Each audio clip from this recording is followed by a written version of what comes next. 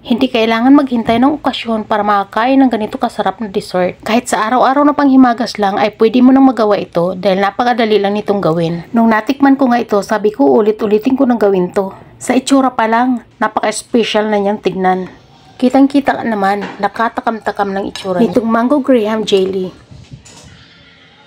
At dahil nalalapit ng Kapaskuhan, ngayon pa lang pag-aralan mo nang gawin ito. Kaya kung interesado ka, halika samahan mo ako. Magluluto tayo. Tara! So dito meron ako ng isang pack na graham powder ito. Gagamitin natin ito lahat. So ibubuhos ko lang ito sa isang lalagyan. At 1/2 cup na melted butter. Ipagsama lang natin. At imimix lang natin yung butter tsaka yung powder na graham. At maglalagay din pala ako ng 2 tablespoon na sugar. So white sugar yung ginamit ko. Pero kung wala kayong white sugar, pwede rin yung brown sugar. At sa isang lalagyan, naglagay lang ako dyan ng plastic para madaling makuha. Ibubuhos lang natin yung ating mixture ng graham. At i-mold lang natin dyan. Ipa-flat lang natin ng mabuti yung ating graham mixture. So dito nag-fail ako kasi hindi ko masyadong pinitpit yung ating graham. So dapat mas isisiksik natin para pagka once na hiniwa na ay hindi maghiwa-hiwalay. So ganyan, okay na yan. Ilalagay muna natin sa ating mga refrigerator ng kahit na ilang saglit para medyo magtigas na siya. Yung mag-set lang yung ating graham mixture. So dito meron naman ako ng 2 kana evap milk. Ipagsama lang natin ito sa isang bowl. At maglalagay ako ng isang pack na all-purpose cream. Kayo nang bahala sa brand ninyo, pero ang gamit ko ay yan. Maglalagay din tayo ng 2 tablespoon na white unflavored na gelatin. Mr. Gulaman yung gamit ko. At kalahating can ng condensed milk. Plain lang na condensed milk yung gamit ko dyan. Pero kung meron kayo ng mango na condensed milk, mas okay yun. So kalahating can lang yung ginamit ko dyan.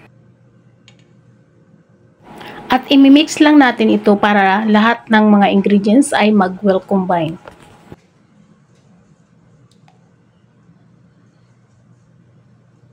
So dito ginamitan ko ng wire whisk kasi yung ginamit ko kanina parang lalambot-lambot kaya pinalitan ko.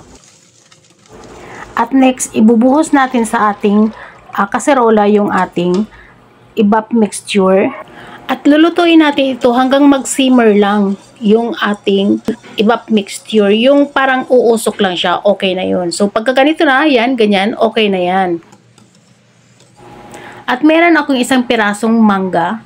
So in-slice ko lang siya ng cubes at ilalagay na natin sa ating graham mixture. So ilalagay lang natin siya ng mga paisa-isa. Yung ganyan. So susundan nyo lang yung step na ginawa ko.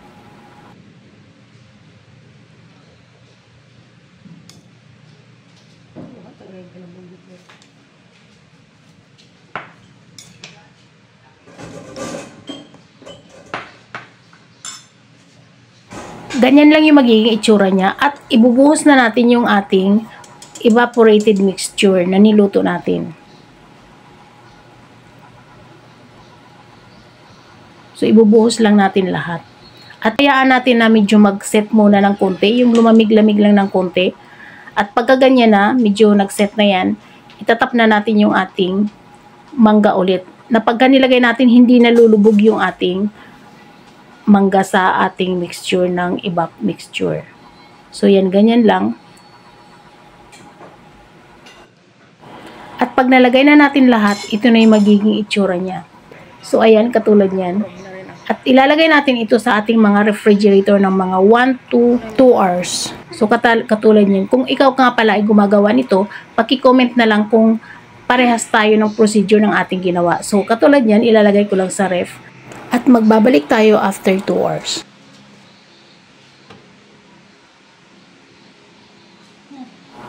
At ito na nga, after 2 hours, nag-set na talaga siya.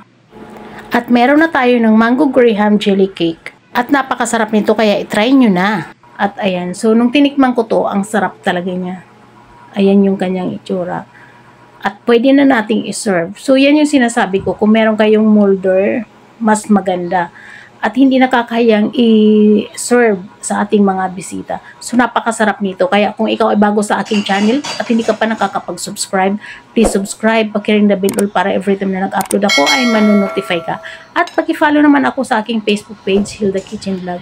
Maraming salamat sa inyong panonood at sa aking mga tough fans sa aking Facebook page, sa aking YouTube channel. Maraming salamat at sana'y huwag kayong magsawang suportahan ako sa aking mga video. Maraming salamat sa inyong lahat at hanggang dito na lang tayo. Bye!